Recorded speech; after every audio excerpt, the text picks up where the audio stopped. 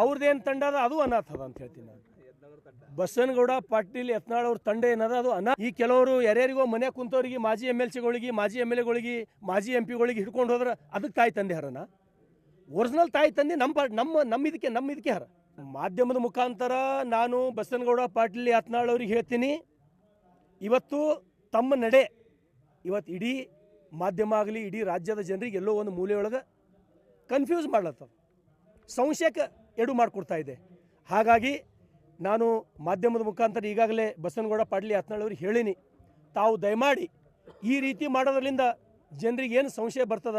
ಇವತ್ತು ನಾವು 3 ಕಡೆ ಸೋತೀವಿ, ಏನೋಪ್ಪ ನಮ್ಮ ನಾಯಕರೊಳಗೆ ಗೊಂದಲ ಅದಂತ ತಿಳ್ಕೊಂಡು ಸೋಲಾಯ್ತೇನೋ ಅಂಥೇಳಿ ಬರ್ತದೆ. ಆ್ಯಕ್ಚುಲಿ ನಿಜವಾಗಿ ಕಾರಣ ಅದು ಅಲ್ಲ, ನಾವು ಸೋತಿದ್ದ ಕಾರಣನೇ ಬೇರೆ ಅದ. ಕೆಲವೊಂದು ಮಾಧ್ಯಮದ ಎದುರುಗಡೆ ನಾನು ಬಹಿರಂಗವಾಗಿ ಹೇಳಕ್ಕೆ ಬರಲ್ಲ, ಯಾಕಂದ್ರೆ ಅಷ್ಟು ದೊಡ್ಡವನು ನಾನಲ್ಲ. ಯಾಕೆ ಸೋಲಾಯಿತು ಅಂತಕ್ಕಂಥದ್ದು ಕೆಲವೊಂದು ಹೇಳಕ್ಕೆ ಬರಲ್ಲ. ಇವತ್ತು ಯಾವ ರೀತಿ ಅವರು ಚುನಾವಣೆ ಮಾಡಿದ್ದಾರೆ, ನಾಳೆ ನಡೀತಕ್ಕಂಥ 25ನೇ ತಾರೀಕಿಗೆ ಏನು ಹೋರಾಟ ಇದೆ, ಆ ಹೋರಾಟ ಈಗಾಗಲೇ ನಾವು ಮುಗಿಸಿ ಬಂದಿದ್ದೀವಿ. ನನಗೆ ಯಾವುದೇ ಸೂಚನೆ ಇಲ್ಲಿ ತನಕ ಇಲ್ಲ. ನಮ್ಮ ರಾಜ್ಯದ ಅಧ್ಯಕ್ಷರು ಆತ್ಮೀಯರು ಸಹೋದರಾದಂಥ BY ವಿಜೇಂದ್ರ ಅವರು ಯಾವ ರೀತಿ ನಮಗೆ ಸೂಚನೆ ಕೊಡ್ತಾರೋ ಆ ಸೂಚನೆ ಮೇಲೆ ನಾವು ಹೋಗ್ತೀವಿ. ಯಾಕಂದ್ರೆ ನಾನೊಬ್ಬ ಪಕ್ಷದ ನಿಷ್ಠಾವಂತ ಕಾರ್ಯಕರ್ತ.